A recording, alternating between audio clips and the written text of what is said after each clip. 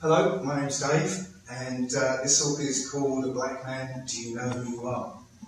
Now, I'll start with a little bit about me. I've been an atheist for 40 years, and I was led to read the Bible and actually look into human history. And I started to find a correlation between the two. So this talk is the culmination of about 3 years' worth of work. So let's begin. So when tackling a subject like this, the first thing that you'll probably hear is the word racist. Now, the thing about racism, what you ought to know is that racism is an institutionalized, systemic discrimination of a group or a person based on their skin colour. Now, when I say discrimination, it's a kind of discrimination that affects or impacts somebody's life. Being denied loans or denied jobs, whatever. I can stand and call a white person all sorts of unflattering names. I can shout at them all day, and it will not negatively impact their lives. But at the same time, a white person can get on the phone and simply hint to the police that there's a black man with a gun and I'm likely to be dead in 10 minutes. That's racism. And as you'll see throughout this presentation, the idea of black versus white or whatever, well, it isn't as cut and dry as that. So let's look at the myth that we've been living under. First myth is that before slavery, we were savages living in Africa with no history, no written history. We were just people running around the jungle, not doing anything interesting. As black people, we don't have a homeland, and we're actually incapable of civilization. It's one of the things they say about us. Another thing is that we've never ever contributed to society. They also say that we're not equipped to live in this society. We exist at the bottom strata of society because we simply aren't good at living in this world. They also say that there is no conspiracy about how the world is operating. It's just, these things happen and it's all going on naturally and unplanned. And finally, they say that the Old Testament is just a fairy tale written by uneducated people. So let's start looking at some of these myths. So again, the first one, we're all descended from primitive Africans who can't live in a civilized way. Well, it turns out that's patently untrue. Our ancestors, and we'll get into how we got there later on, but our ancestors built these amazing cities, and there's over 100 of them that have been recorded. These amazing cities in Western and Southern Africa. This one, Benin City, I know you can't see it very well, but this one, Benin City, was huge, 6,500 square kilometres. Its walls are longer than the Great Wall of China, and there was 100 times more stone in this city than the Great Pyramid of Giza. You can't see it very well from this illustration, but the colonialists who first saw these cities, did sort of these drawings to show what they look like. And these cities had wide paved streets, indoor plumbing, a sewage system, the works. Here's another city, Kumasi, again, two-story thatched houses with upstairs toilets, so a sewage system, promenades, public squares, and exquisite architecture. That's how it was described by the people who first saw it. One interesting thing about this is that the government would work in buildings that had no sides to them, so that anybody could actually look in and see what the government were doing. It's an interesting idea, isn't it? Let's go to the next one, Timbuktu. Now, many people have heard of Timbuktu, but they usually associate it with somewhere way off in the middle of nowhere. Nothing interesting there. But again, there was an amazing city there, built by our ancestors, which was 5 times bigger than London. It was the richest city in the world, and they called it the Paris of the medieval world. It boasted the first university, and literally people used to come from all over the world to learn from us at this university. This was at the time where in Europe they were living in huts and sticking their bottoms out of the windows and crapping in the streets. Yeah? We had cities like this. Also, people have this idea that we cannot build anything. We can't do anything of high artistic value. This is a statue built in Senegal. I don't know if you can see it at the scale, but these are cars on the road there. This is huge. The Statue of Liberty would probably come up about here next to this. We're not incapable of doing anything artistic, and that's not quite true. So, do we lack intelligence or talent? Well, I like this quote by Einstein. Everybody is a genius, but if you judge a fish by its ability to climb a tree, it will live its whole life believing it is stupid. And this is how we've been brainwashed in this society. The education system is based on a type of intelligence, metric that is logical, sequential intelligence, and kind of memory retention. So if you can remember facts and figures and numbers and logical progressions of events, you'll do well. But our intelligence is a kind of creative intelligence, and it's not represented by the current educational system.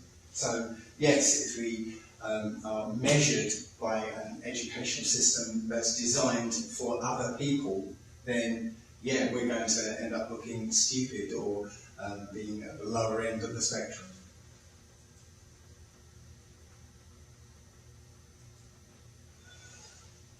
Also, our creative abilities have been hijacked by others.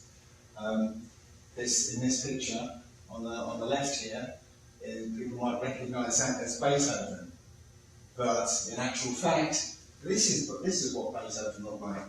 This is an engraving of Beethoven, clearly a black man, but obviously they can't paint over an engraving, but they've managed to overwrite it with paintings of Beethoven as a white person.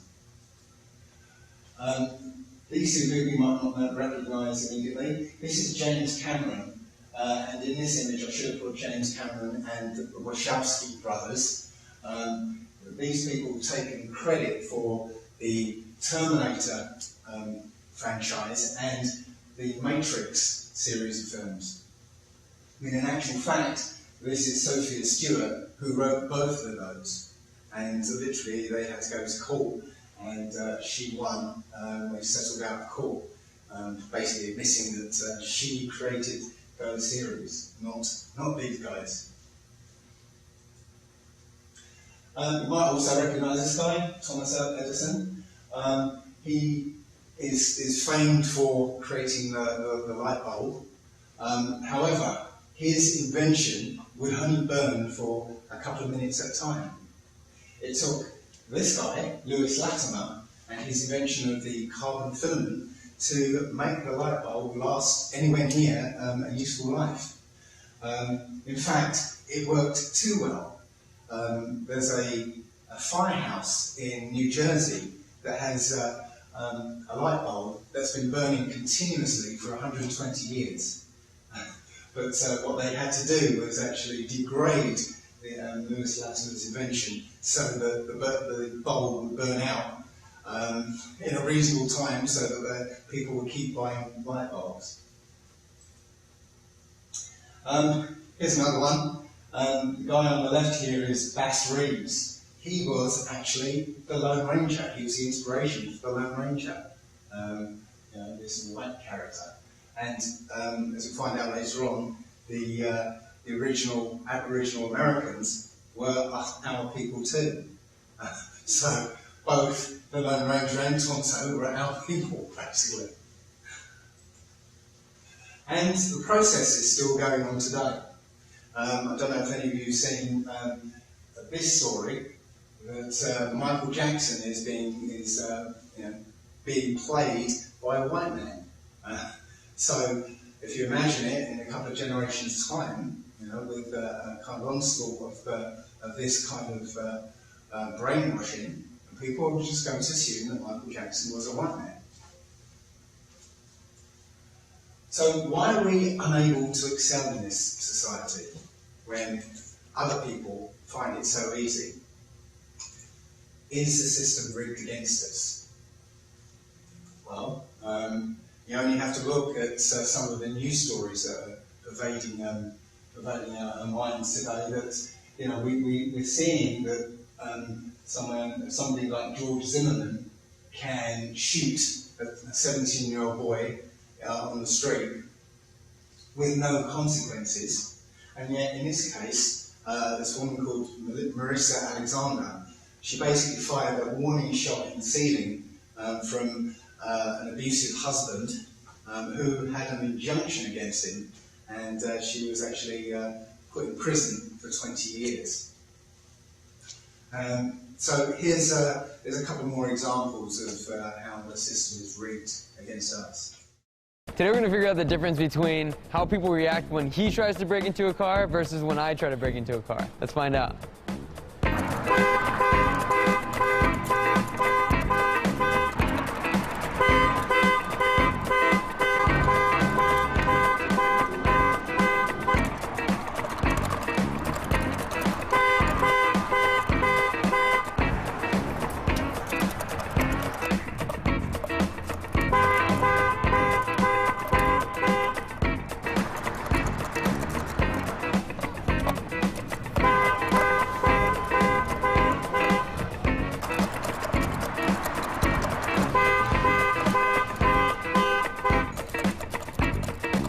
Well, apparently nobody cares. I've been here for 30 minutes, and there's a cop here at one point, and he didn't even try to stop me.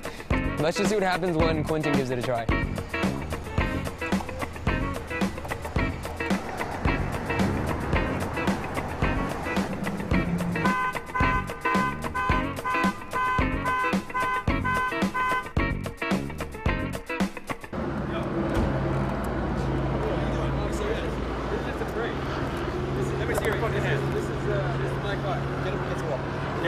Turn around, put your hands behind your back. Okay. Put your hands behind your back.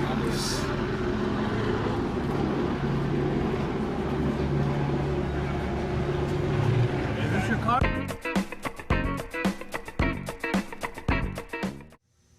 So you can see there that when a white guy actually looks like he's breaking into a car, nobody takes any notice. People walk past him, even a policeman stops just briefly and then moves on. Right? Nobody cares. But as soon as a black man looks like he's breaking into his own car, right, within a couple of minutes, the police arrive with guns drawn, and literally at the end of it, you saw about 6 or 7 cops all at the scene with a guy in handcuffs. So let's have a look at the next one. What's up, guys? SKS14 here. We're here with Warren. Hey Warren, what are we doing today? Just go out and exercise with a rifle today. Right on. Want to tell them a little bit about your YouTube page?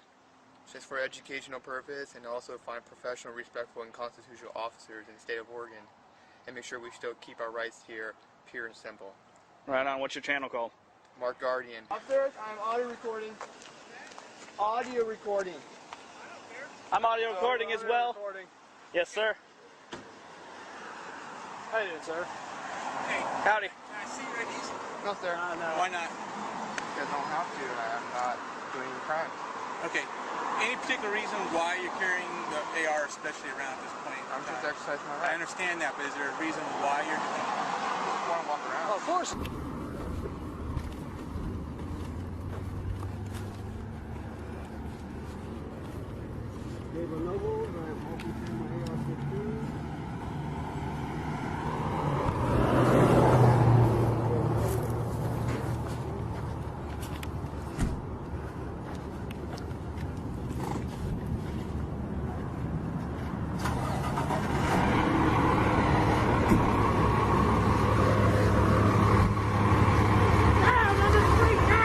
He pulled out the gun. He's getting down. The gun. He's just walking up and carrying.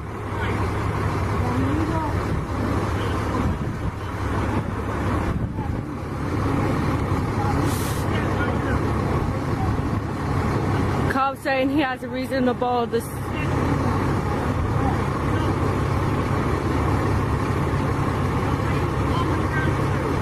I'm pregnant. I'm 7 months pregnant. I can't. On the sidewalk. 7 months pregnant, cannot lay on the ground. Let you know I am audio and video recording you. That's fine. At this time. I'm audio recording too.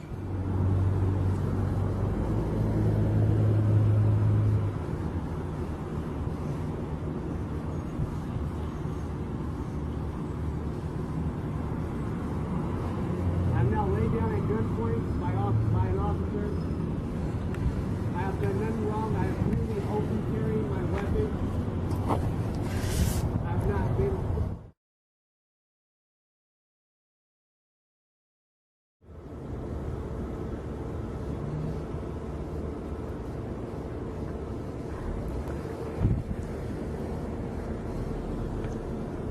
Another unit has just pulled up to the scene. I am still at gunpoint. The other officer has drawn his weapon with on his side. All on his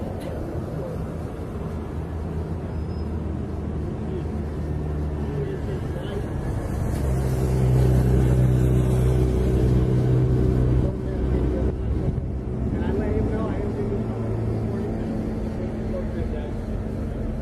Yeah, this is subject walking the street of what appears to be AK or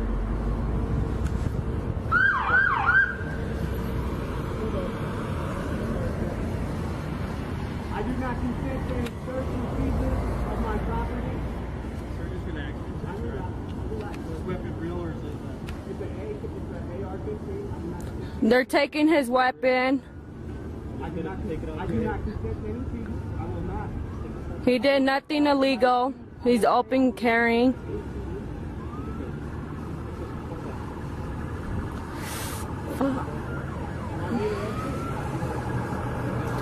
They're putting him in handcuffs. He has patted me down for weapons. He has loaded me some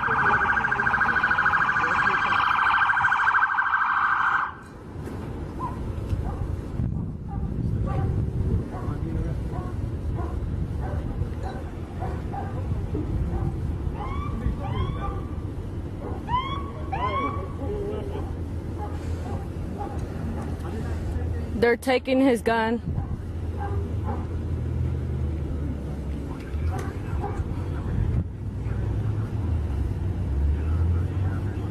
They have brought a canine. So you can see there, when the white man walked down the road with his AR-15, one police officer turned up, just walked up to him quite casually, asking him questions. The man with the gun basically refused to give ID, and yet, the situation wasn't escalated. But a black man doing exactly the same thing, walking down the same street with the same gun, and you've got 6 police officers, a canine, drawn weapons, and the guy gets handcuffed, his weapon confiscated. That's That's how the system is rigged against us. So why does black history always start with slavery? It's because they need to hide the fact that world history is our history. The Old Testament Bible is our story. So let's start looking at the Bible. So I'm going to go from the beginning. I'm just going to sort of hit a few points here. Starting with Genesis 1 to 2. In the beginning, God created the heaven and the earth was without form and void, and darkness was on the face of the deep. Right. Well, if you look at the these first two verses in the Hebrew, the Paleo Hebrew, you'll find that the word "was" can be translated as "had become," and in just the way that those same words were used when Lot's wife was turned into a pillar of salt. It said Lot's wife had become a pillar of salt. And the words without form and void can be better translated as ruinous and desolate. So this first verse can be better translated as, in the beginning, Most High created the heavens and the earth, but the earth had become ruined and empty. That kind of tells you that the earth's history isn't covered. The earth's entire history isn't covered by the Bible. It tells that there was a global pyramid culture that was spread all over the world, and in the seabeds all over the world. The Bible only covers the final 7,000 years of Earth's history, and we're nearing the end of the first 6,000. So Genesis 1:26, and God, and right here I've got to say that the words in the Bible, God, the Lord, and Elohim, all those words were actually replaced. The name of the creators was replaced by the Jewish scribes. So in this case, 1:26, it's using the word God, Elohim. It said, "Let us make man in our image, after our likeness." And 1:27 goes on, "So God, Elohim, created man in his own image, male and female created he them." But in Genesis 2:7, it says the Lord God, which means it was a different entity to the one detailed in 1:26 and 7. And he formed man of the dust of the ground and breathed into his nostrils the breath of life, and man became a living soul. So in the earliest creation here in 1:26, whoever were created there weren't given a breath of life and became a living soul. We have two different creations here. We go on to 2:22, and the rib which the Creator had taken from man, he made into a woman. So in 1:27, men and women were created, and it was not until 2:22 that the so-called first woman was created. So who did the creation in 1:27? Well, if you look at the word Elohim, it's plural for the word El. And when you look up in the Hebrew what the word El means, you get all these definitions. Now, when you consider Paleo-Hebrew, it's not like English where a word has one or two definite meanings. In Paleo-Hebrew, you look at all the meanings for the word, and you get the feeling of what that word means from considering all the words here. So the meaning of El is God with a little g, God-like one, mighty men, men of rank, mighty heroes, Angels, again, God with a little g, false God, demons, imaginations. Only at the end here does it say God, the one true God, Jehovah, and that's another false name, which we might get time to look into later. Mighty things of nature, strength, power. So when you consider all of those meanings, you get the picture of angels. Angels who are taken as gods, mighty men. So a hint that I'm on the right track with this is that all the angels' names, or many of the angels' names, start and end with El. Michael, Gabriel, Uriel, Raguel, and so on. So it's my contention that the angels created the first people. And those people were the Neanderthals. Now, evolution does not exist. We've not found any kind of transition from one species to another in any species, especially not man. Neanderthals were a different species of human, of man-like beings. Okay, and they appear to have been created before Adam. And I say that those first people were the Neanderthals. So let's look at Genesis in detail here. Now, the word Genesis, well, its root word is gene, genetics, genealogy.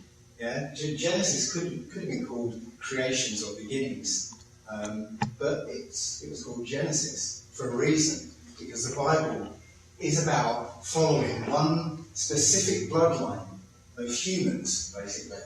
So Adam was not the first man, as we've just shown.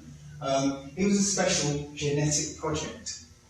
And if you follow the story of Adam and Eve and the apple, it wasn't about eating an apple. It was about Satan having sex with Eve and destroying, or attempting to destroy, the bloodline.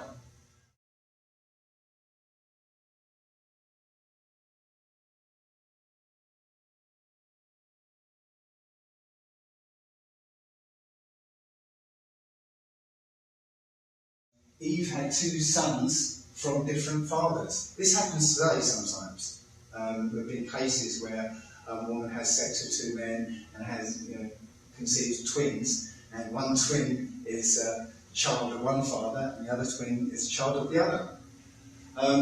So Cain had different genetics to human. He had the serpent genes, and he was wicked. So he committed the first murder. So when he committed that murder and was cast out, he was marked with leprosy. Now, leprosy in the Bible isn't that horrible wasting disease. It's actually your skin turning white. And again, you can look back in the Old Testament. Every time the word leprosy is used, it's as leprous as snow, skin turning white. And the reason I believe his skin was turned white is because he said that if I was to be cast out and somebody finds me, they'll kill me. That tells you that he would be recognised by the other people, the Neanderthals. So Cain was turned white so he wouldn't look too different from the Neanderthals. And he went ahead and took a wife among them and actually built them a city. But I'll come back to that just briefly later on, because we have some evidence that is what happened. Later on in Genesis, there's the story of the fallen angels. Genesis 6 tells how angels came down to earth, saw that the women were fine, and took wives among them. It's only one verse in Genesis, but if you look in the book of Enoch, book of Jasher, and the book of Jubilees, there's much more detail. So it's not, there's no doubt about what actually happened. the theologians will say, oh no, it's the wicked sons of Seth or something like that. No, it was angels who came down to Mount Hermon and swore a pact to take wives amongst humans. Incidentally, right now there's a UN base on Mount Hermon, exactly where they were said to have landed. And Mount Hermon is exactly 33 degrees north of the equator, and when Paris was the prime meridian, it was 33 degrees east, and 2012 miles from the equator. So interesting numbers there. The offspring of the angels and humans were called the Nephilim. These were normally considered giants. The first generation of these Nephilim were 450 foot tall. Now, that might sound a bit ridiculous, but when you look at the Greek myths, you'll find that the Titans were 450 foot tall. And if you watch the film Clash of the Titans, one of the first things you'll see is 450 foot tall giants fighting. So after the Nephilim died, their spirits had nowhere to go, so they became the demons, the evil spirits, the demonic spirits. But what happened was that when the fallen angels mixed with mankind, this corruption became so prevalent that everybody had become corrupted by them, and the world was made wicked. So let's have a look at the traits of the Nephilim seed. I'll go into these in detail, but literally there was a whole list of traits that were decidedly not human, and would have been very, very strange to the people of that time. So the first one, giantism. We still have giants walking around today.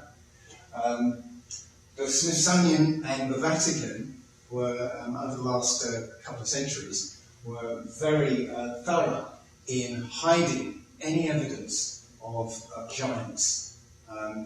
There were many finds of giant bones, of giant skeletons, but they were quickly snapped up and covered up by the museums and especially the Smithsonian Institute. So, as I said, you can still see evidence of giantism today. And these giants are anatomically well proportioned, not like those people who are touted as giant people in the media that we're allowed to have, because they're always portrayed as people who are disabled and disfigured in some way. But as you can see, some of these giants are just well proportioned. Another trait is 6 fingers and toes. Again, we have lots and lots of evidence, and there are people around today that still have 6 fingers and toes. I believe Halle Berry has six toes. There's a lot, I think also Oprah as well, but I'm not quite sure of that one. Next trait is 2 rows of teeth, and again, very occasionally, children are born with more than 1 row of teeth. Excess body hair. Now, there are many people walking around today that, if you take off their shirt, you will see, you'll probably get a bit of a surprise, because like this guy, he's shaved up into his neckline, but below he's a yeti. But there are a lot of people who have a lot of body hair. A tail. Now, in this culture, when a baby is born with a tail, they cut that thing off very, very quickly. But sometimes, they let them through, or they're not people who have access to the medical access to places where they can cut tails off, and you still see people walking around with tails.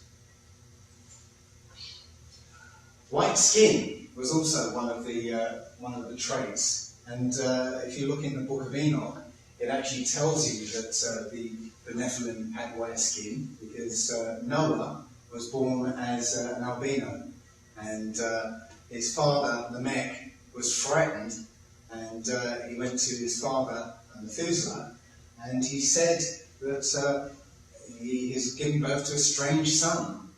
He looks white-skinned, like the offspring of the angels. So pale skin isn't natural to this earth.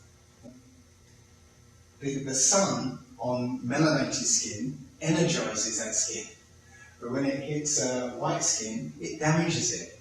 I've seen, you can see on this picture, these the boils of pus basically on this child's back.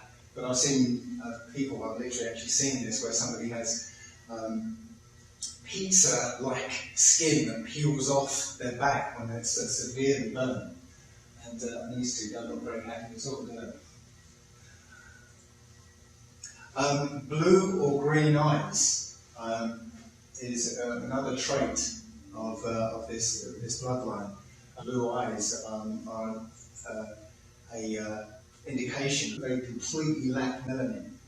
And the eyes of white people show the greatest diversity of any peoples. They could be grey, blue, green, hazel, and any shade in between. With black people, there's pretty much only one eye colour, and that's brown. Of course, you get mixtures between black and white, and so you get a bit more diversity there. Now, RH negative blood is the most interesting part because I'll explain what RH negative blood is. It's a blood type that is lacking a certain protein coating. And only 15% of the human population have this lack of protein coating. It's called Rh negative. So you know of the blood types or blood groups A, B, O, AB, but you can also have this what they call the rhesus factor, which is negative or positive. As I said, most people have this protein coating on their red blood cells, so they're positive. If you don't have this protein coating, you're negative. The thing about this blood is that it's incompatible with the rest of the species. Okay, a woman who's Rh negative, conceiving a child with an Rh positive man, her blood cells will start to attack the baby as a foreign object, because literally the blood is incompatible. So the scientists don't know where this mutation came from, but it's suddenly entered the human genome. One interesting thing is that Rh negative blood has a very high copper content, which is why the people that had this kind of blood were called blue bloods. And it's been proven that the royal family have Rh negative blood. I think Prince Charles gave blood in the 80s, and it was revealed he was Rh negative. And these royal families do not marry outside of their bloodlines. And indeed, they consider their divine right to rule is from the fact that they have the blood of the gods. Which gods, you have to ask.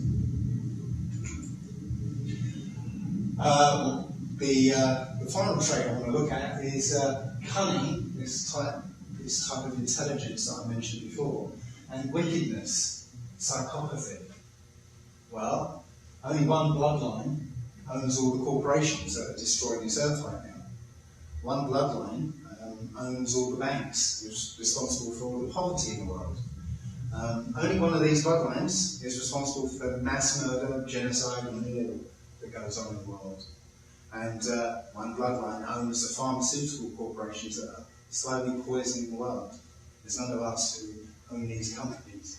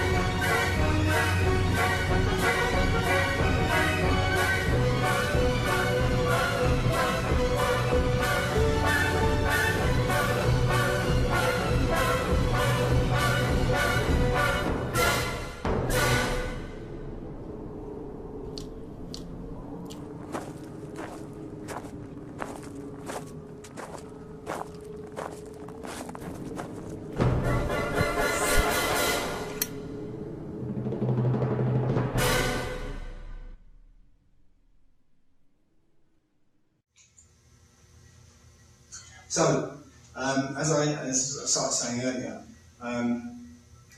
this corruption of the human genome was so prevalent that it had corrupted everybody, almost everybody. And the Most High looked upon the earth, and behold, it was corrupt, for all flesh had corrupted its way upon the earth. So he brought the flood because of that corruption. It was Noah's family alone who was still pure human. And I believe it's in the book of Jasher, you find that a week before the flood, Noah had to go and find wives for his 3 sons. And the only women that were available were corrupted ones. So the Satan's seed, the serpent seed, found its way past the flood through the offspring of the children of Noah and the corrupted wives. So, and it has to be said also that Noah's sons were all men of colour. So, if you look at Ham's descendants, and look in the Zondervan Bible Dictionary, you'll find that it says that Ham was the father of the Egyptians, the Libyans, Ethiopians, and Canaanites, but not the Negroes. Interesting. Now, there were 6-fingered giants among the Canaanites and the Egyptians and all the ites and eames of the Bible. Yeah, that shows that Ham's bloodline was corrupted by this serpent seed to a great degree. In Japheth's line, Japheth was the original inhabitant of Europe. In Japheth's line, there was at least one giant, maybe a couple more, but it was Gog or Magog were from the line of Japheth, indicating that line also was was corrupted. The only line that wasn't corrupted was Shem's. And it turns out the Negroes, us, we're of the line of Shem. Yeah, we are the Shemites, not those other people. So let's make sure that the Israelites were black. I've just explained that we're not of the line of Ham, but Shem. Moses, if you read the story in Exodus, was raised as an African prince, as well as being an African Egyptian prince, as well as being mistaken for an Egyptian at the wells of Midian. So it can't be argued anymore that the Egyptians were white, because if you imagine white people in the burning sands of Africa without sunblock, they wouldn't last very long. Okay, the Egyptians were black, and Moses was able to masquerade as the son or grandson of the Pharaoh, just after the Pharaoh had decreed that all Hebrew children were to be put to death. So the Pharaoh was fooled by Moses because he was also black. Later on in Numbers, it tells of how Moses' sister, Miriam, was turned white as a punishment, as leprous as snow. And also another telling thing was Moses had his skin turned white as a demonstration that the Most High was, it was the Most High he was talking to. You had Charlton Heston play Moses in the Ten Commandments, but funny enough, they seem to kind of leave that bit of the story out, because that wouldn't be much of a demonstration of the Most High's power to make Charlton Heston's skin turn slightly paler. So Moses looked very different from Charlton Heston. Also, if you go through the Old Testament, there are plenty of references to how the Israelites were black people. I'm not going to go through them here, but there are. This list is only some of the ones I put together.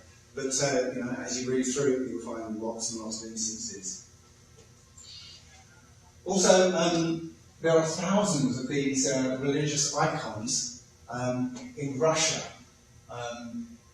Now, what happened in Europe was that the Renaissance, which is the rebirth of the white culture, was all about destroying all religious icons and repainting them in their image. But since Russia was one of the last countries to be whitenized, their religious icons escaped this whitenization process. In fact, you can go on Google and type in black Russian icons, and you'll find pretty much all the characters in the Bible depicted as black people. So this is, up until 500 years ago, this is how the people in the Bible were depicted.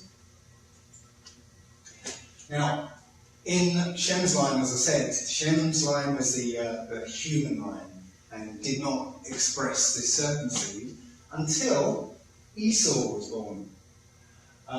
Now, Esau and Jacob were the sons of Isaac, and the Most High told Rebekah, their mother, that the younger one would be blessed and inherit the promise of the Creator. That is, the younger one would be the human, and the eldest one would be the offspring of the fallen angel, the throwback to the offspring of the fallen angels. So Esau was red, or white-skinned, and hairy. Hairy as in straight red hair.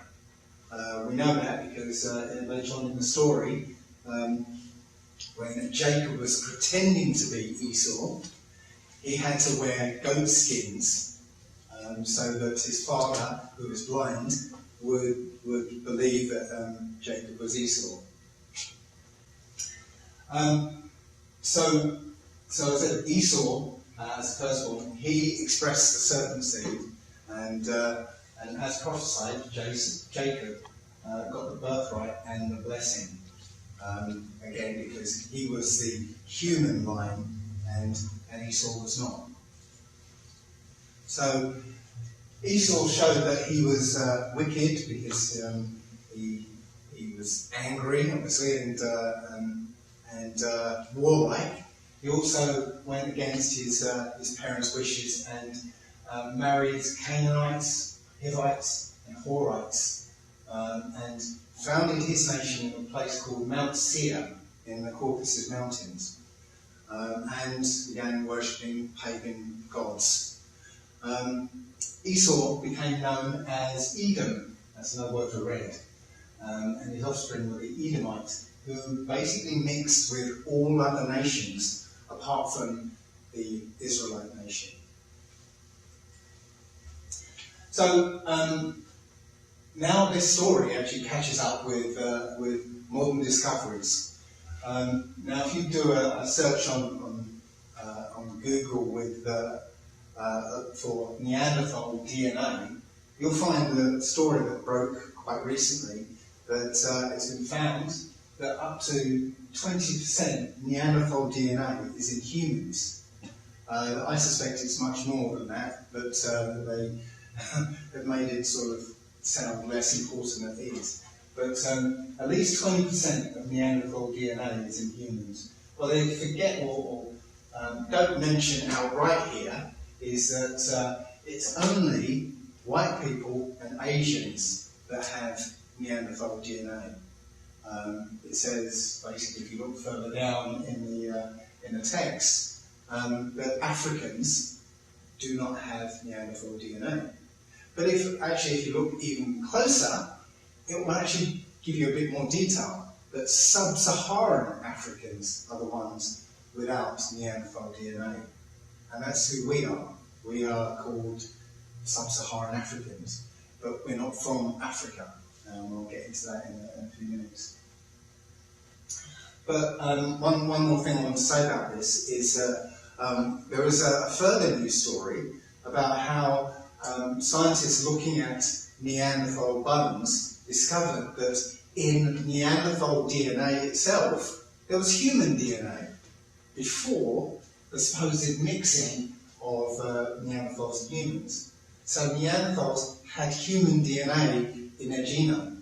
So that basically kind of backs up my idea that Cain mixed with the Neanderthals, as I said, he took a wife amongst them, and he passed on his DNA into Neanderthals before actually Esau started mixing with them.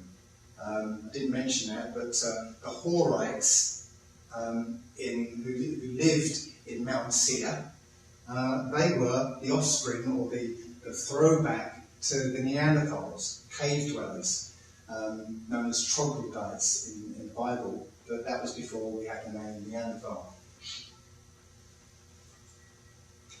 So basically, we have a race of non-humans that are walking amongst us.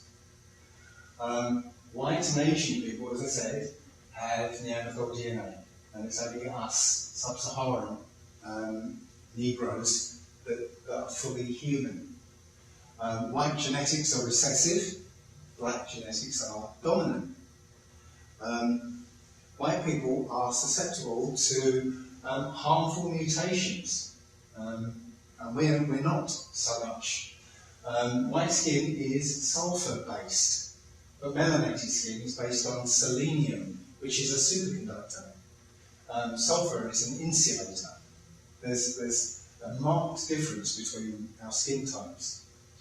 White skin is damaged by sunlight, whereas melanated skin is energized by it.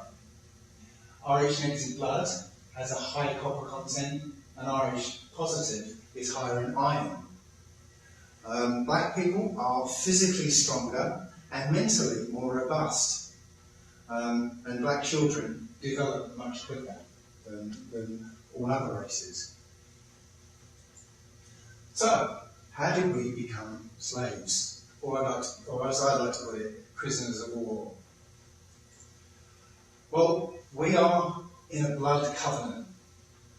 When the Creator took us from Egypt, we entered into a covenant with the Creator. He gave us 10 commandments, laws and statutes.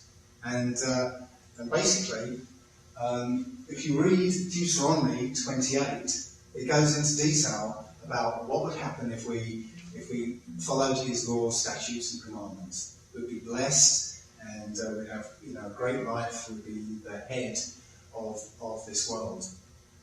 But so the latter half of Deuteronomy 28 goes into detail about what would happen if we don't follow his laws, commandments and statutes. Deuteronomy 28:68, and the Most High shall bring thee into Egypt again with ships, and there you shall be sold unto your enemies for bondsmen and bondwomen, and no man shall buy you, or no man shall redeem you.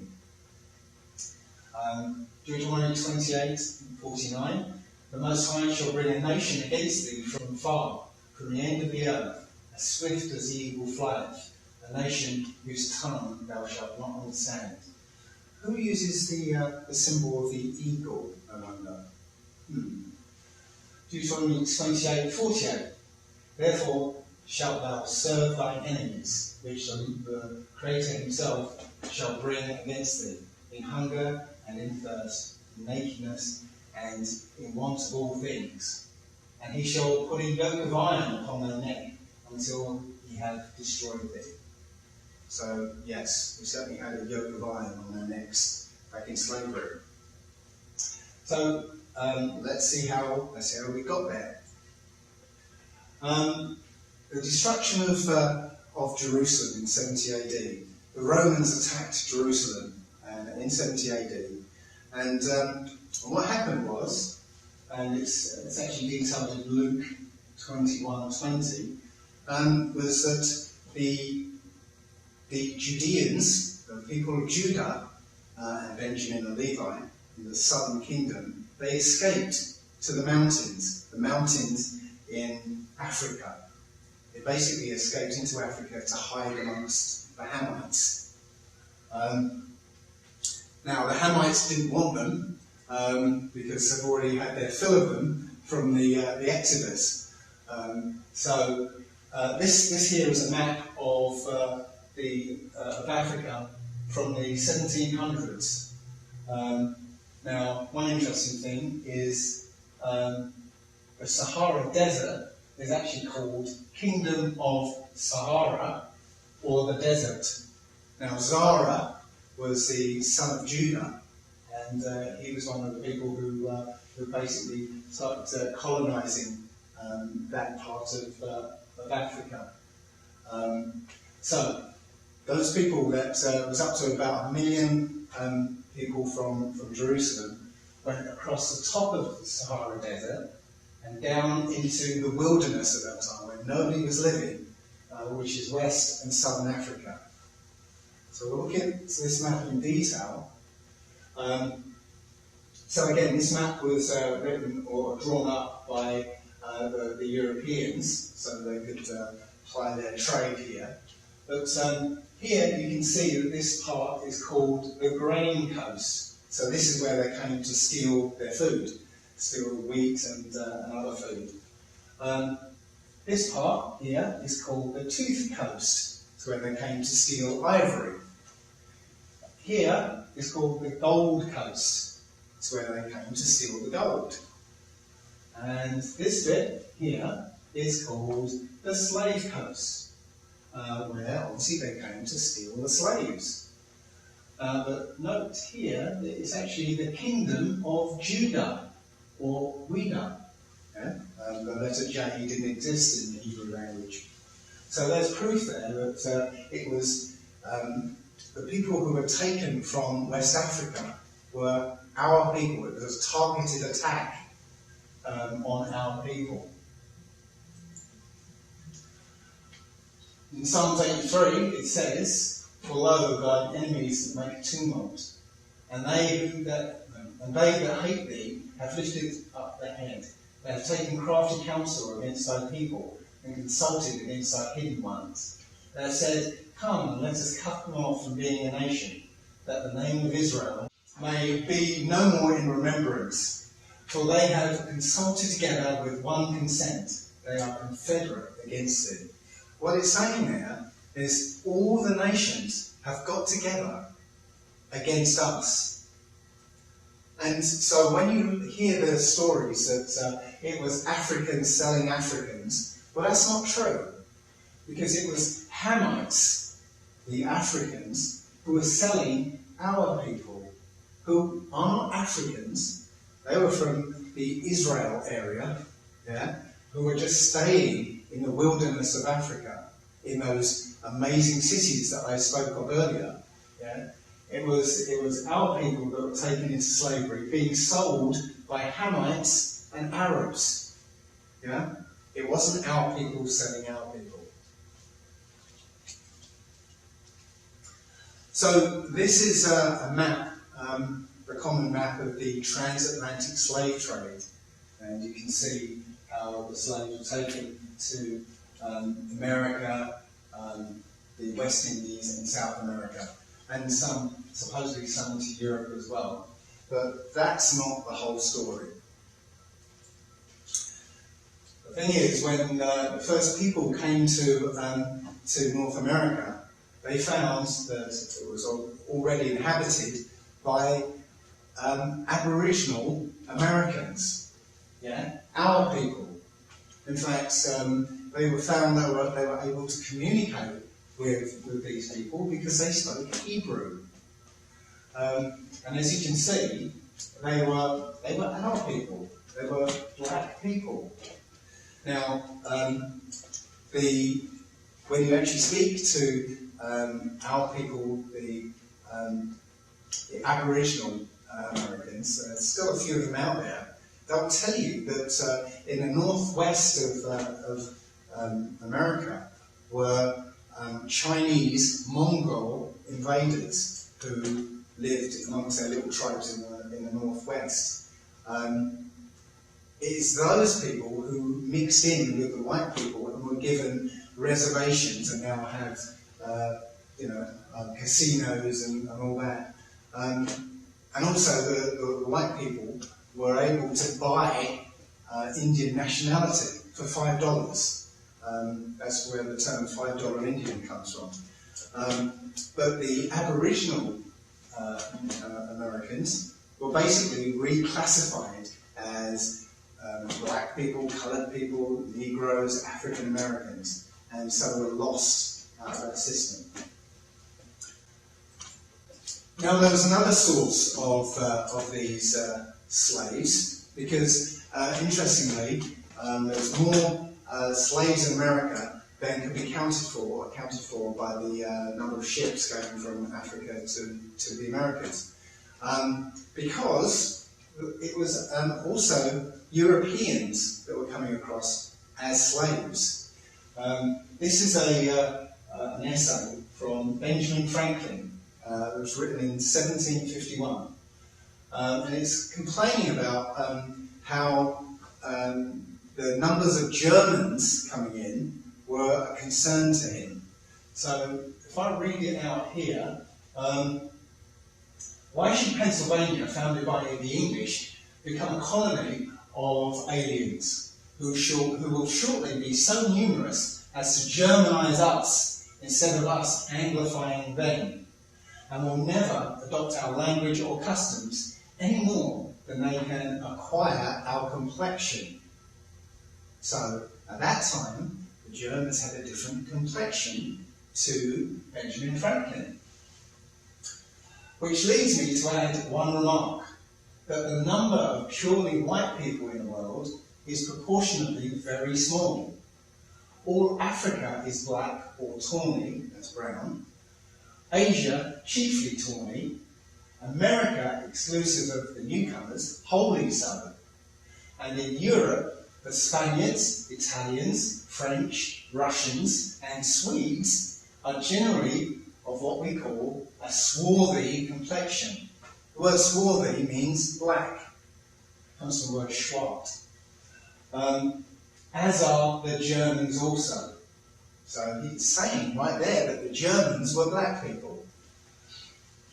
The Saxons only accepted. That means the Saxons, or the people from Bavaria, were white.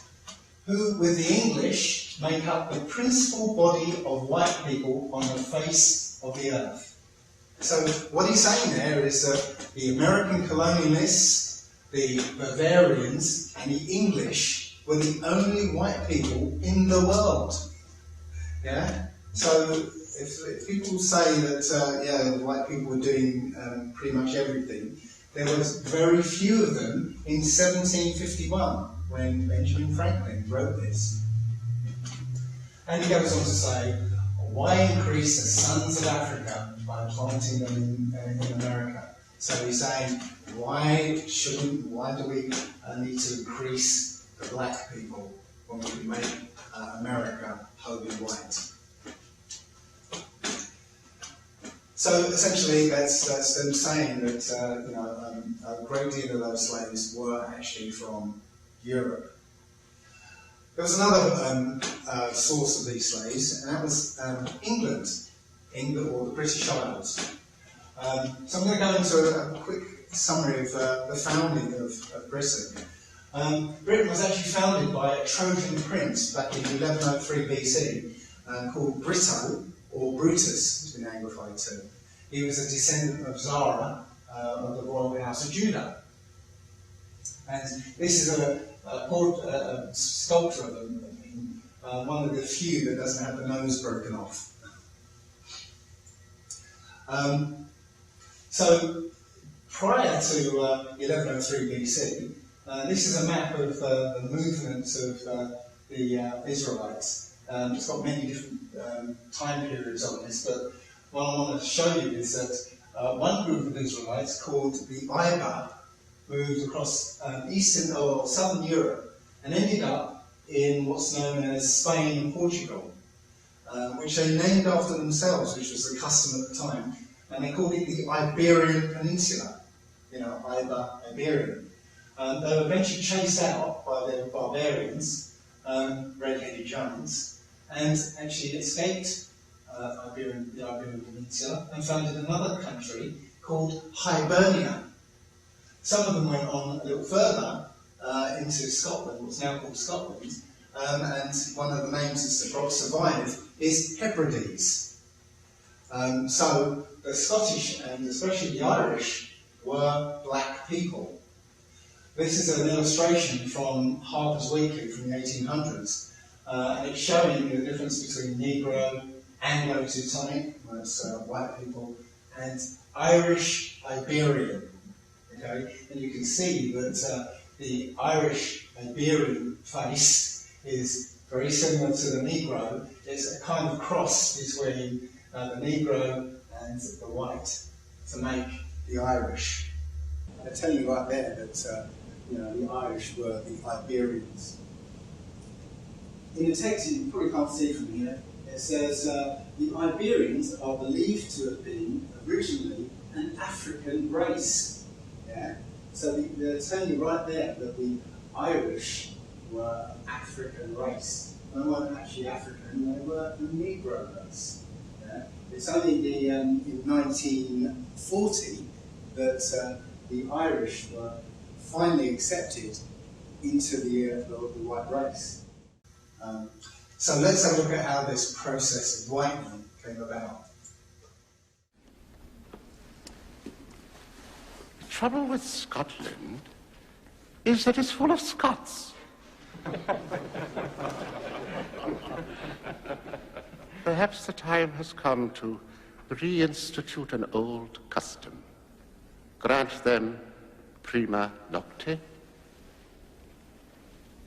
First night, when any common girl inhabiting their lands is married, our nobles shall have sexual rights to her on the night of her wedding. If we can't get them out, we'll breed them out. So that's what they did. Essentially, that's one method. They would actually, if anybody got married, they would literally have a white nobleman have sex with her. So the first offspring would be a mixed child. As you know, every Aborigine born in this state comes under my control. Notice, if you will, the half-caste child. And there are ever-increasing numbers of them. Now, what is to happen to them? Are we to allow the creation of an unwanted third race? Should the coloureds be encouraged to go back to the black? Or should they be advanced to white status and be absorbed in the white population? Now, time and again, I am asked by some white man, if I marry this coloured person, will our children be black? And as Chief Protector of Aborigines, it is my responsibility to accept or reject those marriages.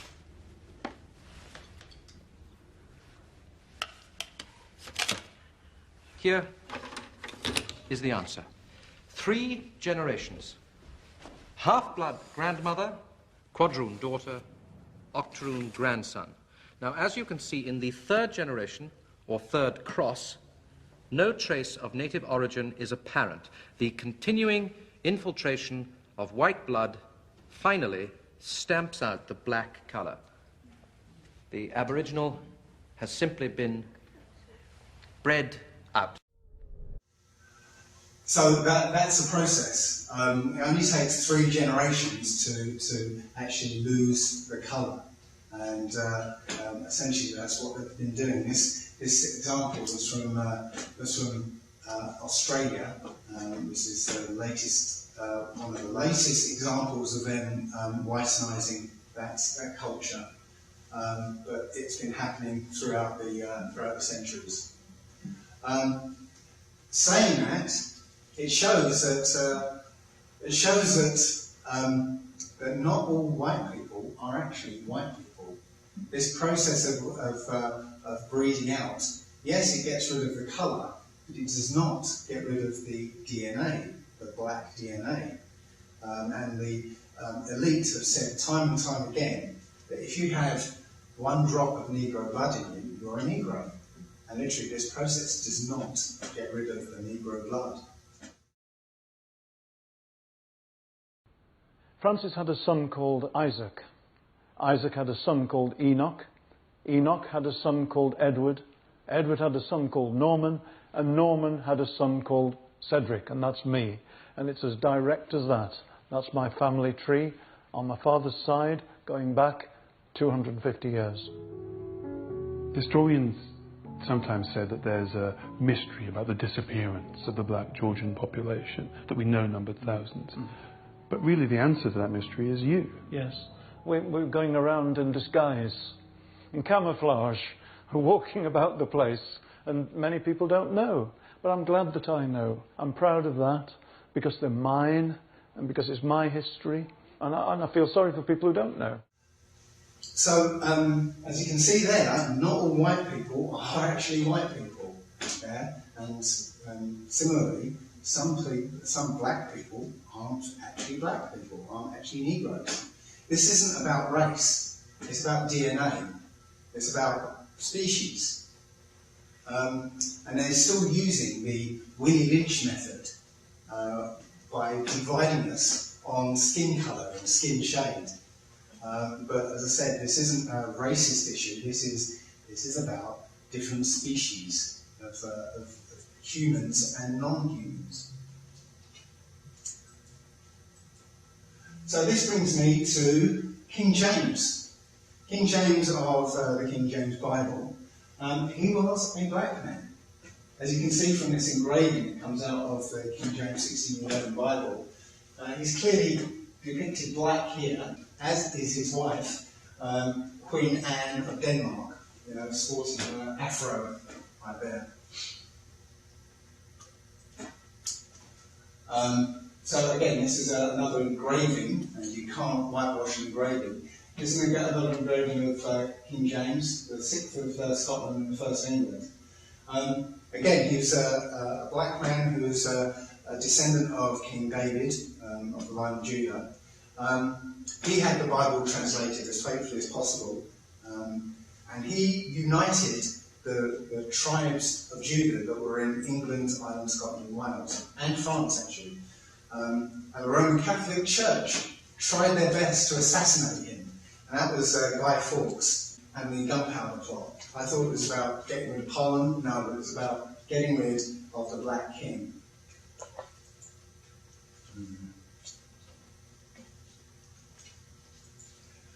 The Union Jack that Britain flies is actually the reunification of Jacob. That's what it means. The word British means, it's a Hebrew word that means man of the covenant. It's the covenant between the Creator and the Hebrews. Great Britain is the land that was promised Abraham, where it said in Genesis that Abraham will be the father of a great nation. Great Britain is the only country that has that appellation.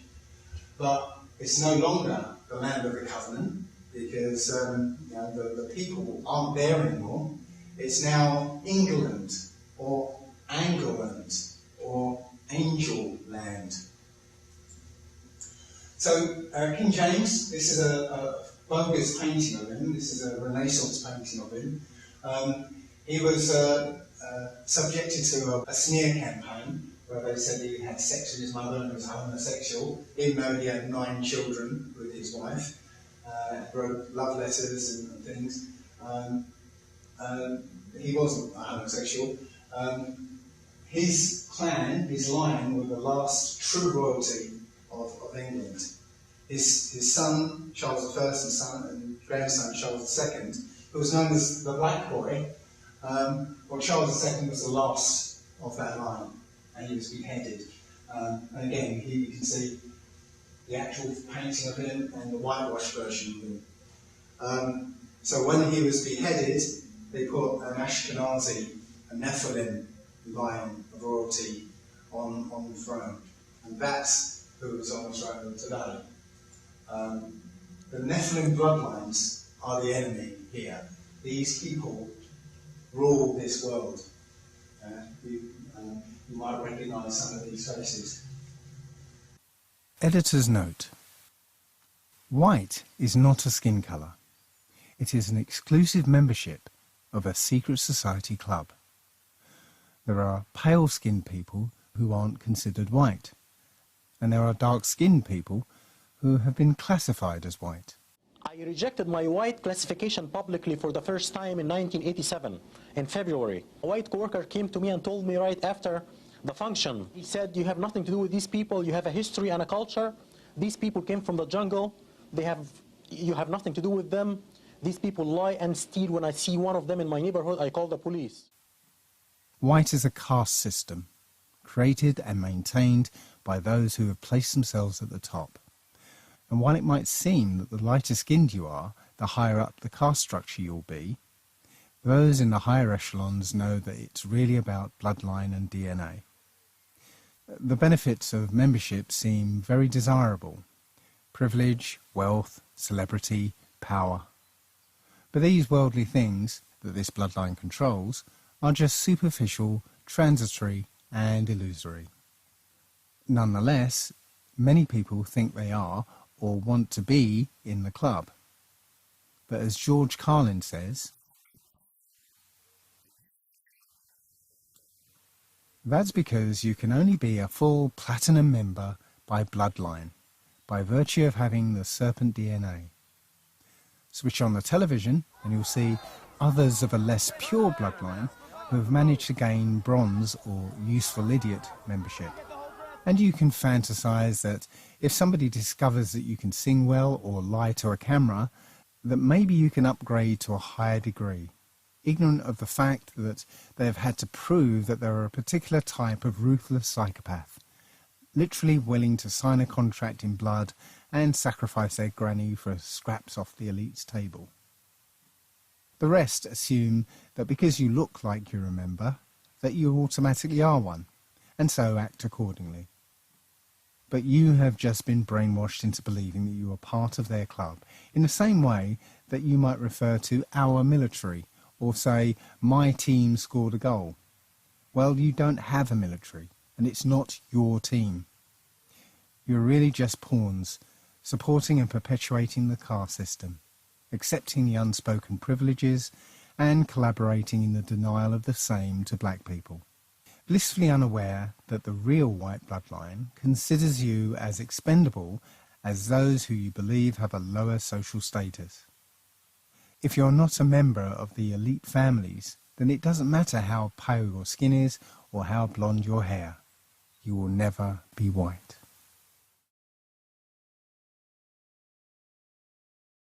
Oh, God, I love being white. I really do.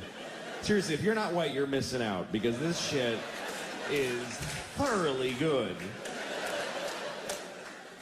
But let me be clear, by the way. I'm not saying that white people are better. I'm saying that being white is clearly better. Who could even argue? If it was an option, I would re-up every year. Oh, yeah, I'll take white again. Absolutely. I've been enjoying that. I'm going to stick with white. Thank you. Here's how great it is to be white. I could get in a time machine and go to any time, and it would be fucking awesome when I get there.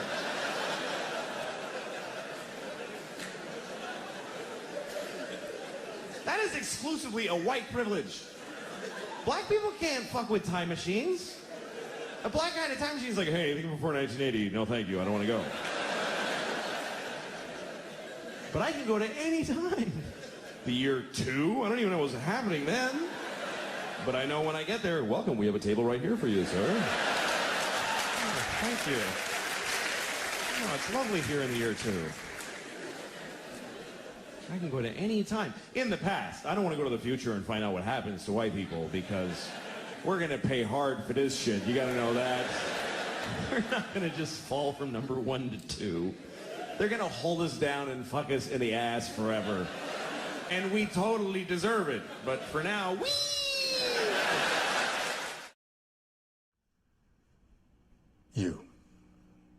You people. You're not a race. You are a virus. You destroy the world. Everything beautiful you poison. You drag us from our homes. You rape our daughters, murder our sons. You crack our spines and do all you can to break our will. You stab us. Then you put the knife in our hand and tell us it's our fault. And if you don't do it yourself, you stand by, close your eyes, and pretend there's nothing wrong.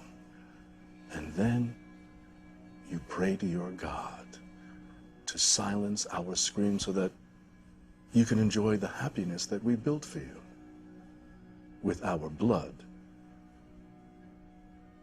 But it's not your fault. It's the only way you know how to be. And the only thing that will change anything is if another virus comes along and does to you what you do to us. And I hope that happens very soon. We're also being preyed upon by this bloodline. Does anybody know what the most expensive substance in the world is? It's actually melanin. It costs, I think it's updated. It's updated to $396 per gram. That's 10 times the price of gold. Melanin can't be synthesized. So there's only one source of melanin, and that's in our skin. Our organs are also apparently superior to white organs. And it's said that a 140-pound black man is actually worth $28 million dead. At the same time, there are a lot of people basically adopting black children. And I've found quite a few stories like this where people adopt black children for their organs. It's also a possible reason why so many black people go missing in this country, why there are so many drive-by shootings or police shootings, because we're being preyed upon.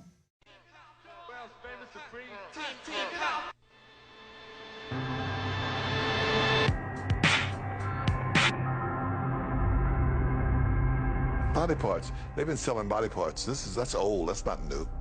That's why black people don't like to go to hospitals. They go to get their toes clipped, their fingernails clipped, and they wake up and their foot's gone. They've been utilizing the organs of black people for years, the organs and the body parts and the members of African American people, and that goes back to George Washington. There's a long time myth that George Washington had wooden teeth. We've heard that myth growing up in school. The reality is George Washington did not have wooden teeth because common sense will tell you you can't put wood in your mouth, it gets wet, and wet wood is useless. What George Washington did, he had the teeth of his African slaves yanked out of their mouths, and he made dentures out of these teeth. And they're on display. His dentures are on display at museums right now. And that just goes to show the history of African people having our bodies mutilated and our members disfigured and mutilated for the betterment and benefit of the dominant society. In America, at least 2,500 black people go missing every year. At least. Never to be found again, not killed enough, you just don't find them again. Why doesn't that number ever go down? How can you constantly have the same amount of people? Are you trying to say the same killers go out and murder the same amount of people every year? No. Somebody is taking black people off the street. There's been stories on this. Kidnapped by the government, kidnapped by organ traffickers. Drive-by shootings is organ stealing. I'm worth $50 million and I need a kidney. And you know, kidneys are pretty sensitive. You gotta find somebody who really got the kidney that matches yours. You think I'm gonna wait till somebody die for me to get one? If I don't get one soon, I'm gonna die. So guess what I'm gonna do? I'm gonna pay somebody to go research people. Okay, let's go look at all the black organ donors. Let's look at all the black people who got organ donor on their driver's license, which is why I'm not a friend of that. I say, if you wanna donate your organs, put it in your will. Say that if I die, this can go to my family, my relatives, my friends, or whomever. But when you put it on your license, I believe you make yourself a public target. And so what did they find? We got a guy in Los Angeles. He has the same blood type as you, same kidney type as you likely. He healthy though, he ain't likely to die no time soon. He don't know you, so he ain't gonna give you no organ for free. So guess what we're gonna do? We're gonna arrange a murder that makes it look like he was in a car accident. We're gonna arrange a murder that makes it look like he committed suicide. So the next thing you know, you coming out the gas station, boom, you get hit by a Mack truck, you dead, gone. You get taken to the funeral home, your family come to the funeral, they don't know that before your body got laid to rest, a little hole was poked and they pulled your kidney out. A lot of people don't know, when you get arrested or even when you get convicted, a lot of times law enforcement or police will swab your mouth for DNA. And now they have your DNA record on file, they have your genetic information on file. And you have to understand, with law enforcement, a lot of times they'll sell your information to tabloids and, like, especially celebrities, they sell their information to tabloids and magazines and news outlets all the time. So it's not a stretch to believe that they won't use your DNA or your genetic information for nefarious reasons. You, my son, cops come by and inform me you just been shot dead. You don't have jurisdiction over that body. That's the coroner. You can't get that body till the coroner release you. So we'll get released, we go down and pick it up, and I see all these cuts and these stitches. I just thought they was doing a routine investigation, following the family. I didn't know they took your organs. I'm under all this stress, my son is dead. Now you buried now, I can't dig you up because the court got to have permission.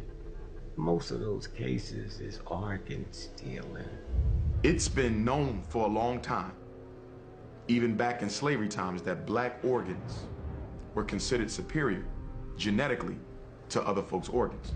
For example, whenever there's a transplant, okay, especially when rich folks get heart transplant, liver transplant, kidney transplant, they like white, they like black organs. We had a famous case in Pennsylvania, Governor Casey, who was one of the most racist governors who ever lived back in the late 80s, early 90s. He had a heart transplant. Guess whose heart they gave him? A black person's heart.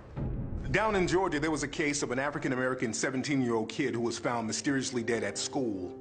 He died in the gym, they did an autopsy and they buried him. His family, they weren't satisfied with the results because they still wanted to know what happened to their son. They had the body exhumed, found out that his organs were missing and his body was stuffed with newspapers, and people are still trying to find answers. The officials down there in Georgia, they act like they don't know what's going on. There was another case out here in California. A young African-American man was found dead in Death Valley in the desert All of his organs were missing. His liver, heart, lungs, kidneys, all gone.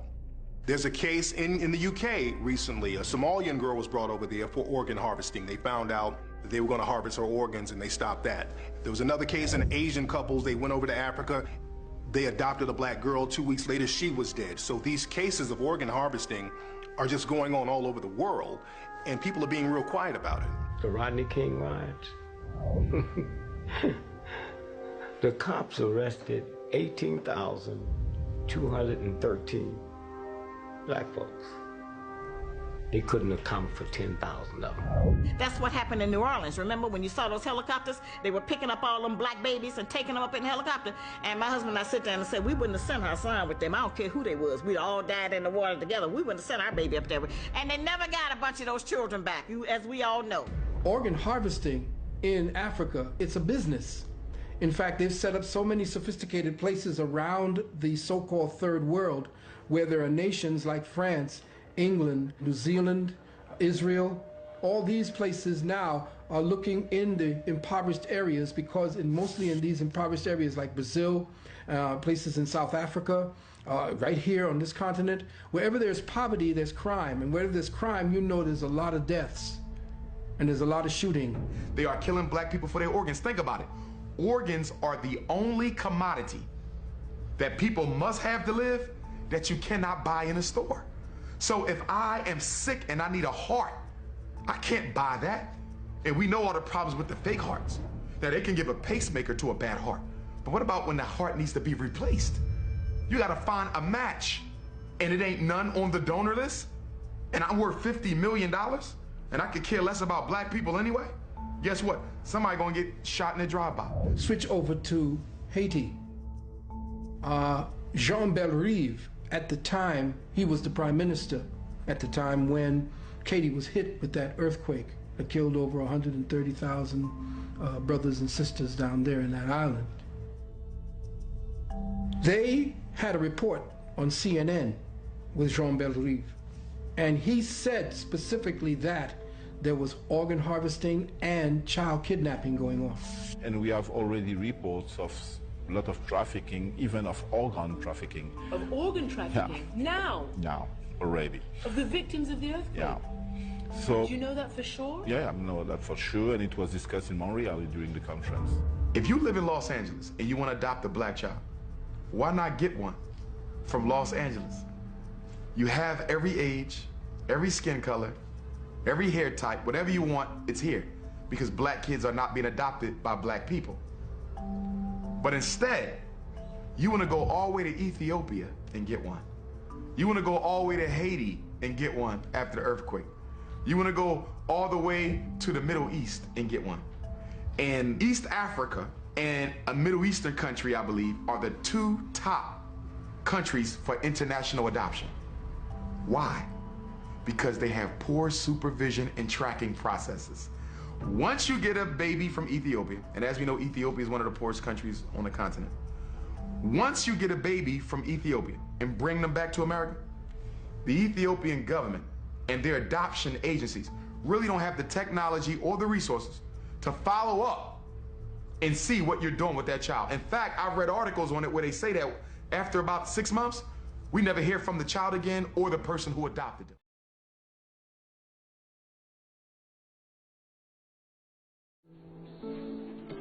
I'm Margaret Sanger.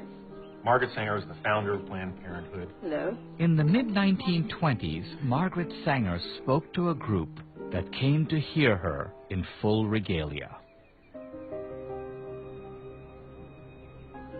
Eugenics means the release and cultivation of the better racial elements in our society, and the gradual suppression, elimination, and eventual extirpation of defective stocks, those human weeds which threaten the blooming of the finest flowers of American civilization. The most merciful thing that a large family does to one of its innocent members is to kill it. She hired black ministers expressly to sell the idea. We don't want word to go out that we want to exterminate the Negro population. And the minister is the man who can straighten out that idea, if it ever occurs to any of their more rebellious members.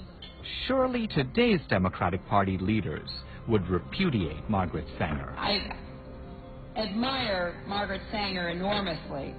I am really in awe of her. And there are a lot of lessons that we can learn from her life and from the cause she launched and fought for and sacrificed so greatly. Good afternoon, this is Autumn. Hello, Autumn. I'm interested in making a donation today. Fantastic. What about abortions for the underprivileged minority groups? Would that be possible? Of the black community, for example? Certainly. It is unfortunate that Planned Parenthood has been the object of such a concerted attack. I really face trouble with affirmative action, and I don't want my kids being disadvantaged, against black kids. I just had a baby. I want to put in his name. And we just think, the less black kids out there, the better. Understandable. So I'm hoping that this situation will not further undermine the very important services that Planned Parenthood provides. Hello, this is Sue. May I help you? Hi, Sue. I'm interested in making a donation. Could I specify that abortion be done, or those abortions be done for a particular minority group? If you wish, you can. Okay. So, for example, the black community in Tulsa, the abortions will be done specifically for the black community abortions. Great. Today, the vast majority of Planned Parenthood clinics are located in our neighborhood. We were tripped through a split marketing campaign, but now that that's unraveling, people are saying, wait a minute, they sell baby parts? What happened to my baby?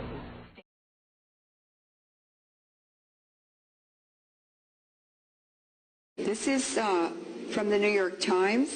These are maps of diabetes. The top map is New York City.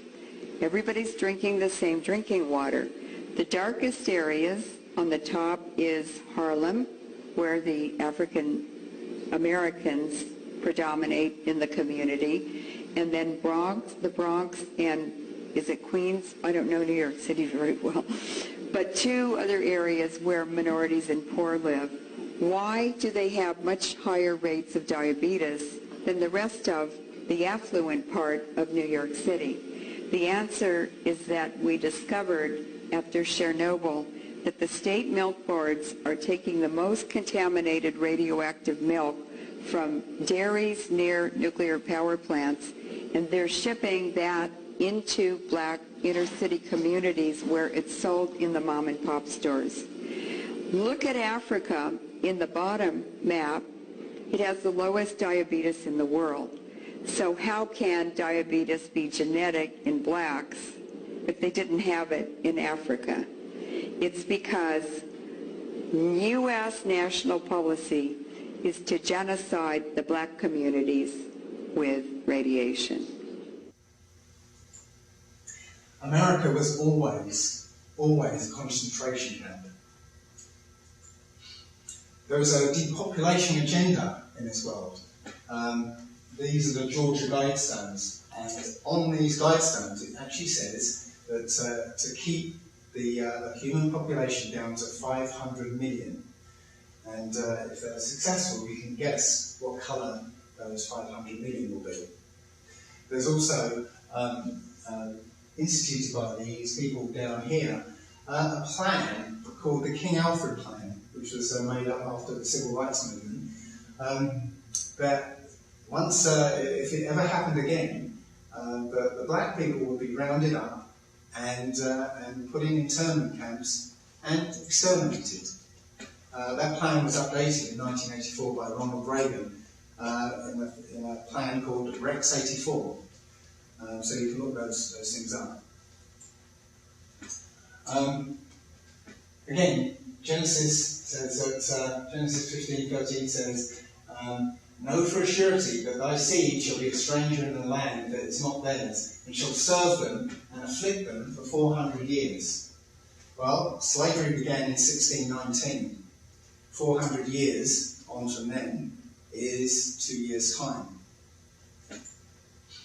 the kind of proof that points to this is that the Willie Lynch letter, actually the first paragraphs of the Willie Lynch letter, it says that if you use my methods, which lynching is one of the methods, that's where the name lynching comes from. If you use my methods, you'll have a subdued slave race for 300 years. Now, he wrote that letter in 1712, so he knew that they only had a limited time for slavery. So these are the curses that are listed in Deuteronomy. Slavery and captivity, having no power to stand against our enemies, being sent back to Israel, Egypt, which is bondage, again by ship, exiled in the land of their enemies, scattered among all nations, a very sick and disease-stricken people, to us, at the bottom socially with other races high above them, lost the true knowledge of who they were and will be called by many scornful nicknames, kind of the nicknames that we got. Packed into prisons and jails, well, there's more of us in prison than are in college. A non-prosperous people, an oppressed people by their enemies, very religious and members of all religions. Well, that itself has been used against us, religion, and we'll show you how a little later. We are still in those punishments. We're still in slavery. The slavery has changed its form. We're no longer in chattel slavery. We're in economic slavery. 98% of your earnings disappear in taxes. Taxes on food, taxes on pretty much everything. They've used this book to enslave your mind. The New Testament, it's not part of our Bible, it's not part of our book. It's the holy book of the religion of Christianity that's been welded on to our book, and we've been told, oh, it's all one book, one whole book, read the whole thing. Well, not read the whole thing, just read that. It teaches you, well, first of all, it supplies you with a new white God, God in their image, and idols to worship, in direct contravention of the first two commandments. And it teaches you to be a good slave, obey your master, serve your master as you would serve the new Christ God, love your enemy, turn the other cheek, pay your taxes. That's slave doctrine. Jesus, he's a fabrication. The Trinity came from the pagan Trinity of Nimrod, Cerinus, and Tammuz. The cross predated Christianity. It was a cross of Tammuz. The Romans were sun worshippers. Hence, Christians worship the sun. Sun. Pope Alexander, basically got Michelangelo and Leonardo da Vinci to paint the image of Cesare Borgia as Jesus. Cesare Borgia was a ruthless paedophile and tyrant of the crime family, the Borgias.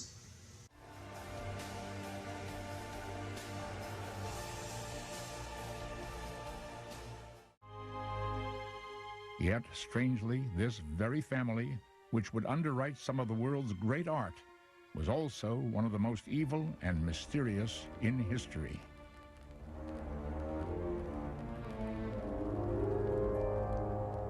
The Borgia family has become the arch symbol of treachery, of decadence, of violence, of assassination, of carnal lust, of every manner of moral turpitude we can think of.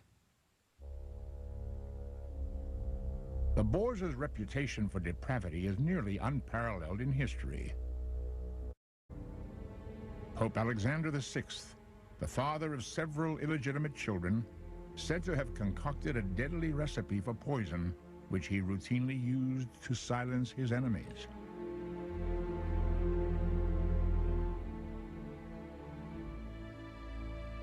Juan, his evil-tempered eldest son, believed to have ordered the execution of a dinner guest over an unintended insult.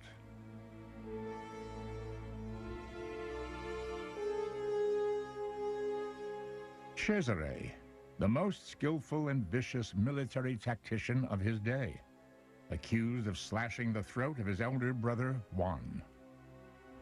Many historians have pointed out, and Guicciardini first among them, that Cesare Borgia had a motive to kill his brother because he was jealous of him, jealous of his station, jealous of his future. The Pope, however, refused to consider that Cesare might be guilty. Perhaps he was simply unable to.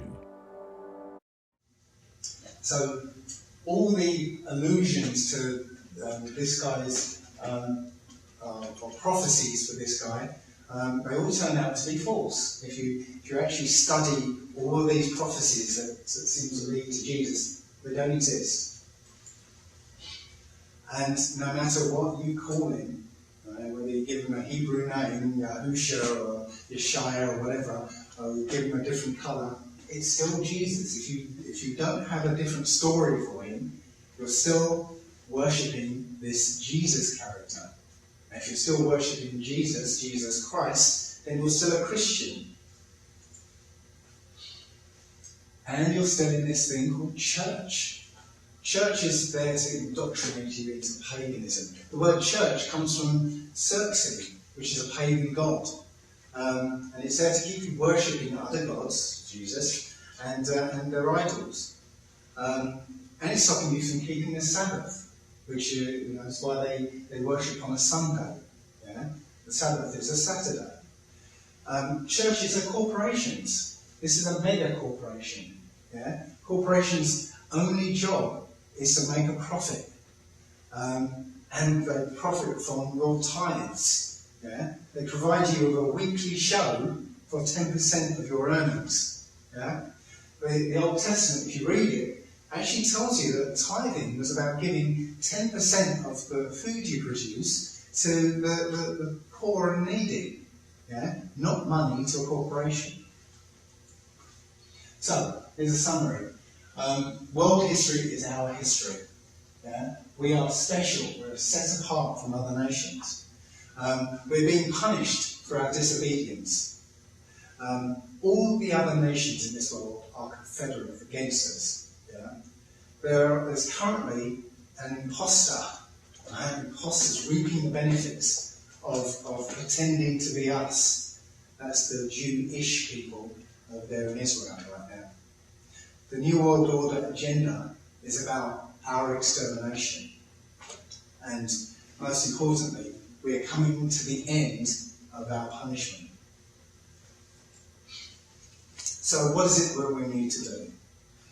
Well, technically, we don't need to do anything about our enemies, because it looks like the Most High is already dealing with it. This is a story from the Washington Post, just came out recently, but white deaths outnumbering white births for the first time.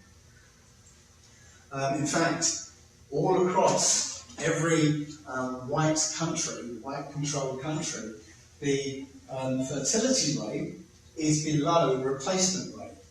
Now, you need 2.1 children per woman to keep the population stable. And all the countries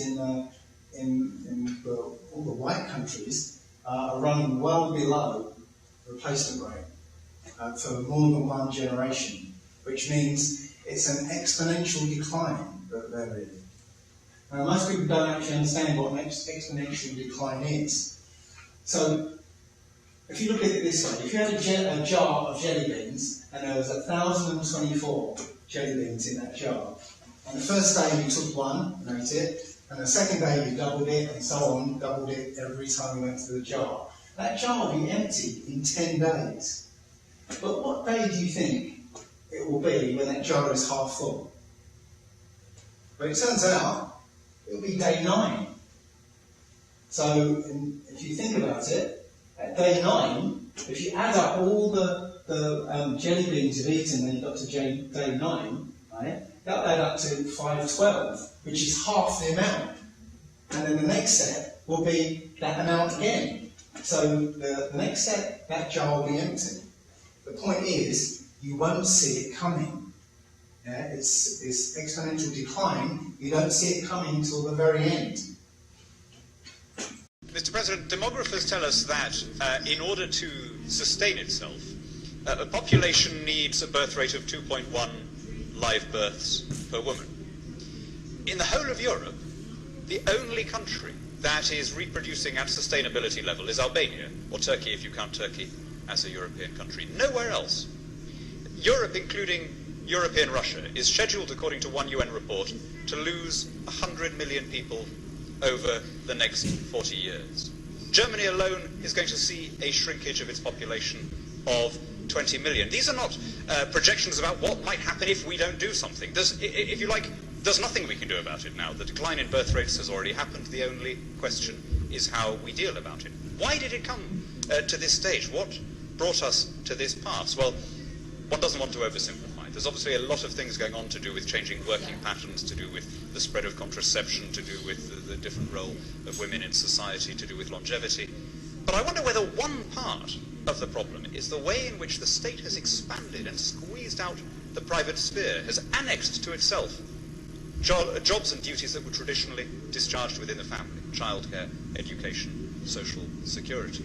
The first generation raised with cradle-to-grave welfare, in other words, to be excused the traditional responsibilities of adulthood, was also the first to give up on parenthood. And we now face a choice between demographic collapse or importing 100 million people to sustain our numbers and pay our pensions. This should be the top issue in Europe, and it's not one that we're going to address by arguing about changes. So there's the proof that they know about this situation, and you know they're worried about it. This was from the EU Parliament that was discussing this situation. But interesting point to note that he says the collapse has already happened, yeah, and it's their own agenda, their own social lifestyle that was causing their downfall. And if you caught that bit at the end, the only two choices they have is demographic collapse, complete collapse of their population, or importing 100 million people. Well, that's importing 100 million people to mix with to make sure that their population survives. So, the things that we need to do: start reading the Book of Remembrance. Start reading the book. It's an amazing book because it's like an instruction manual.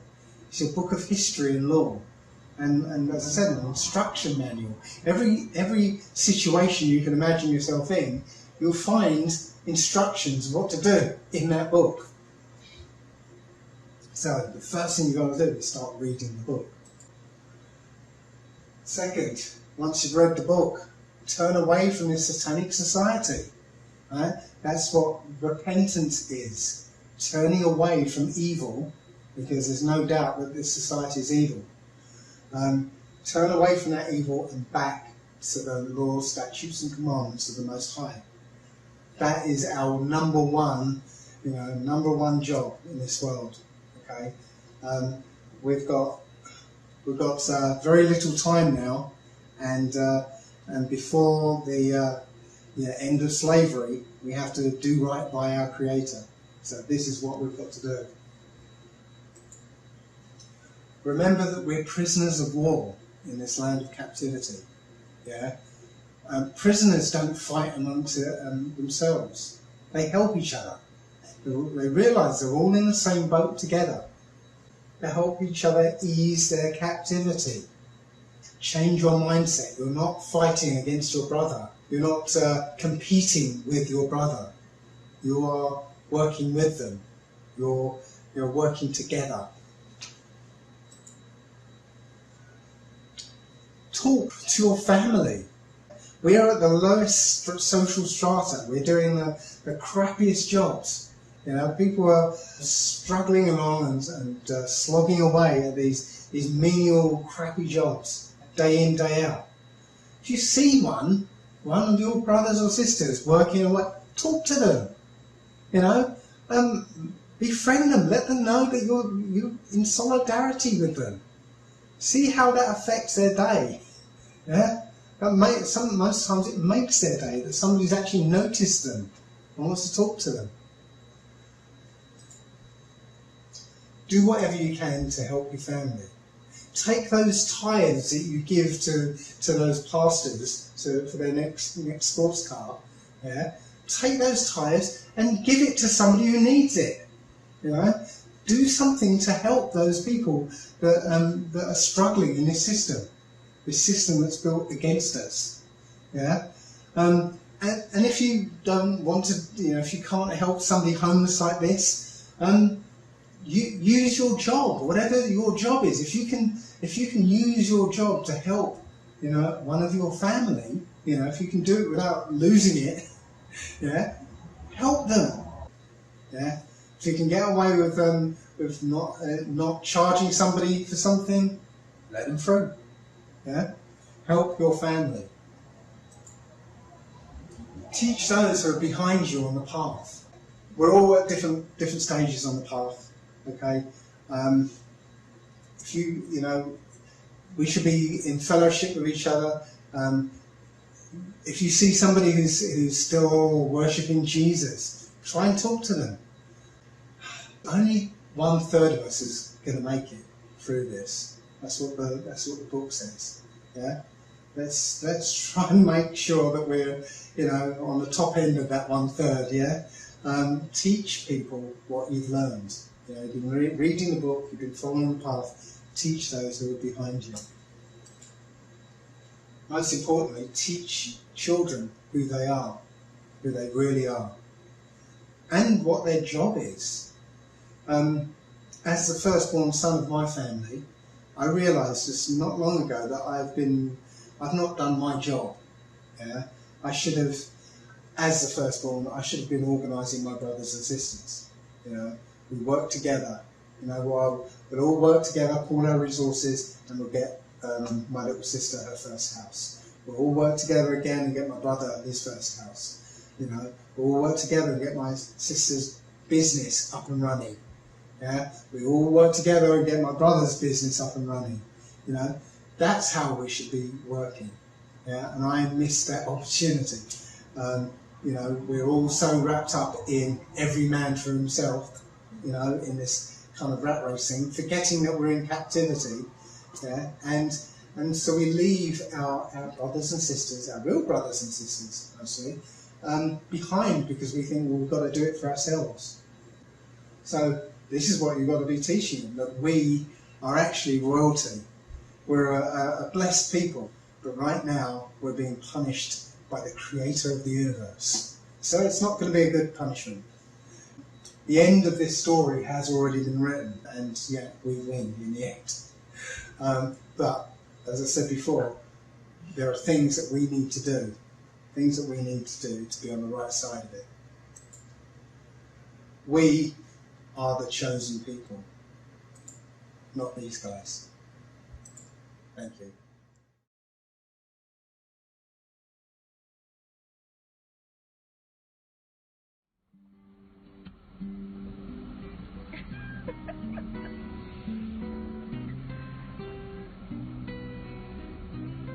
What a vibe, what a vibe. Alright. People talk, that's what they do. They don't understand. Only still I push and go through. Yes, they laugh. They call me names, but they just don't get it. Oh, them see me, I hold my head up just the same. When them see me, them just keep on talking. I'm in the city, I just keep on walking. I got my pride, me not gonna show my bad side. Some of them see me as a big pushover. Want me feel it, I want me to keel over. Oh no, not I and I will survive. Never let them get you down. Never let them see you frown. Never let them take away your liberty. Live your life and be free. Never let them get you down. Never let them see you frown. Never let them lead you astray. Starting today, live your life your way. When you go through heartache, when you're feeling pain, when you end up in that desert. And I wonder why the hell it not rain when them pass them judgment. And every word left unseen. When them talk up the things they try to mash up your life and give your bad name. Them think you're weak, but I just saw them blunder. But mind I think that your business is under. Don't give them that power. Show them you can be stronger. Just take up yourself and make the whole of them wonder. Oh, you get up when them a try keep you under. Don't believe their lies. Show them that you will rise. Never let them get you down. Never let them see you frown. Never let them take away your liberty. Live your life and be free. Never let them get you down. Never let them see you frown. Never let them lead you astray. Starting today, live your life your way. I say, people talk. That's what they do. Yeah. They don't understand how we still are push and go through. Yes, they laugh when I do. They call me names, but they just don't get it. Or them see me, I hold my head up just the same. When them see me, them just keep on talking. I mean, I see them, I just keep on walking. I got my pride. Me nah go show my bad side. Some of them see me as a big pushover. Want me to that I want me to kill over. Oh no, not I. I and I will survive.